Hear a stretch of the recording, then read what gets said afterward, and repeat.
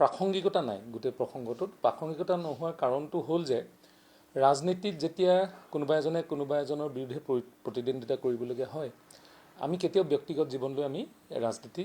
কৰাটো দেখা পোৱা নাযায় বা মনে সজা জীৱনৰ কথা লৈ কুশল দুৱাৰী ডাঙৰীয়া দুবাৰকৈ থাওৰা সমষ্টিৰ বিধায়ক আছিলে প্ৰথমবাৰ সেই সময়তে আপোনালোকে জানে যে এগৰাকী শক্তিশালী ৰাজনীতিবিদ বুলি ক'লেও ভুল নহ'ব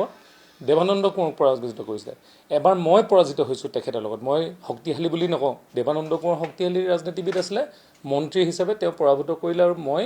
তাৰ পিছৰ পৰ্যায়ত মোক পৰাভূত কৰিছিলে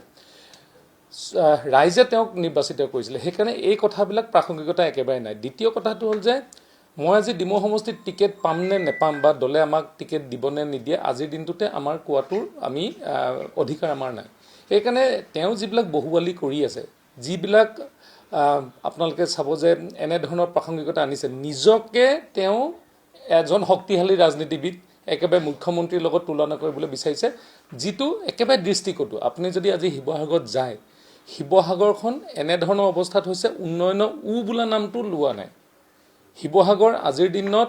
এটা কলংকিত অধ্যায় বুলি ক'ব লাগিব এই অখিল গগৈ ডাঙৰীয়াৰ যোৱা সময়ছোৱাত এই 5টা বছৰে যিহেতু শিৱসাগৰৰ বিষয়ে তেওঁৰ সাম্যক জ্ঞান নাই তেওঁ শিৱসাগৰ মানুহ নহয় শিৱসাগৰ মানুহৰ এটা প্ৰজন্মৰ লগত চিনাকি হৈছে সেইজন নেতাই আজিৰ দিনটোত এই ধৰণৰ কথা বতৰাবিলাক আৰু দুৰ্ভাগ্যজনক আৰু অখিল গগৈ ব্যক্তিগত কথাবিলাকক লৈ মই এনেধৰণৰ আজি অখিল গগৈৰ বিষয়ে আমি বহুত জানো সেইবিলাক আমি কওঁ জানো ৰাজনৈতিক বিষয়ত নকওঁ কিন্তু কুশল দুৱাৰী ডাঙৰীয়াৰ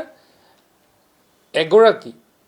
নিজৰ পত্নী থকাৰ পিছতো আজিৰ দিনত এনেধৰণৰ যি অপ্ৰাসংগিক কথা তেওঁ কৈছে সেইটো অতি দুৰ্ভাগ্যজনক আৰু তেওঁ ভয় খাইছে আচলতে খেলিবলৈ মই এতিয়া মোৰ বিৰুদ্ধে কোন প্ৰাৰ্থী হ'ব মই কওঁ নেকি আমি জানো কংগ্ৰেছে কাক দিব বা ৰাইজৰ দলে কাক দিব আমিতো এনেকুৱা ধৰণৰ কোনো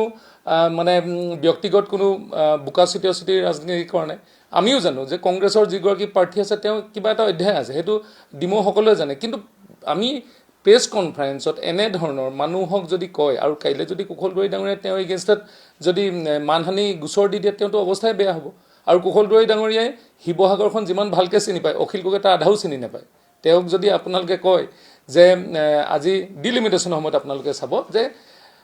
হাঁহচৰা যিটো অঞ্চল সেই অঞ্চলটো নাজিৰা আৰু আমাৰ ডিমৌৰ লগত লাগি থকা আৰু তেওঁ কিনাৰ অঞ্চলটো আছিলে নগৰমহল তেওঁ নগৰমহলটো নিজেই নালাগে বুলি কৈ নগৰমহলৰ মানুহখিনিক ডিমৌলৈ ঠেলি দিলে যিখিনি আমাৰ কাৰণে অসুবিধা হোৱা নাই কিন্তু ডিমৌ অফিচত গৈ অহা যোৱা কৰিব লাগিব যি DC অফিচৰ কাষতে লাগি থকা অঞ্চল সেই সাম্য জ্ঞান নথকা মানুহজনে শিৱসাগৰ উন্নয়নো কৰিব নোৱাৰে শিৱসাগৰত এবাৰ হৰাটো নিশ্চিত আৰু এই হৰাৰ ভয়তে তেওঁ আজি মানসিক মানে কি বুলি কয় যিটো ভাৰসাম্য হেৰুৱাই পেলাই এনেধৰণৰ কথাবিলাক আৰম্ভ